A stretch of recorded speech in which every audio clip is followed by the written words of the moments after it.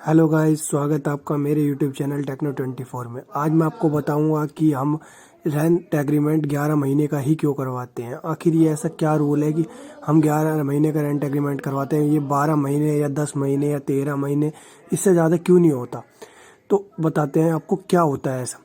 तो इंडिया में एक रूल है, इंडियन रजिस्ट्रेशन एक्ट, जिसके अंतर्गत आपको जो अगर आप किसी को लीज पे देते हो ज़मीन या फिर उससे लेते हो तो आप रेंट एग्रीमेंट करवाते हो। तो उसके अंतर्गत ये आता है कि आप 12 महीने या 12 महीने से ज़्यादा के लिए आप किसी को रेंट उस पे देते हो रेंट पे, तो आप तो उस पे registration fees, stamp duty, means बहुत सारे टैक्सेस आपको देने पड़ते हैं अगर आप 12 महीने या 12 महीने से ज़्यादा करवा देते हो।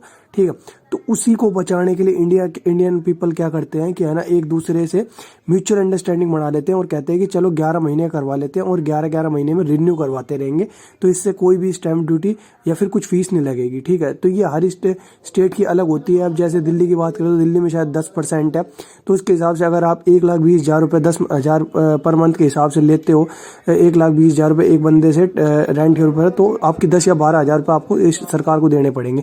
यही बचाने के लिए इंडियन पीपल 11-11 महीने का रेंट एग्रीमेंट करवाता है। तो इसमें ये रहता है, अब आप सोच रहे होगे फिर अगर सभी बचा लेंगे तो सरकार कमाएगी कैसे।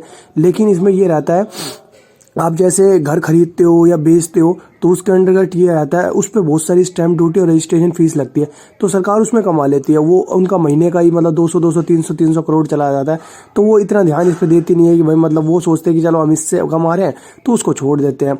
तो इसके लिए ही रहता है कि अब 11 महीने का हम रेंट एग्रीमेंट करवाते हैं। और आपको पता ही है इंडियन पीपल हर जगह जुगाड़ चलाते हैं, तो यही एक इंडियन पीपल इसलिए ही 11 महीने का रेंट एग्रीमेंट करवाता है।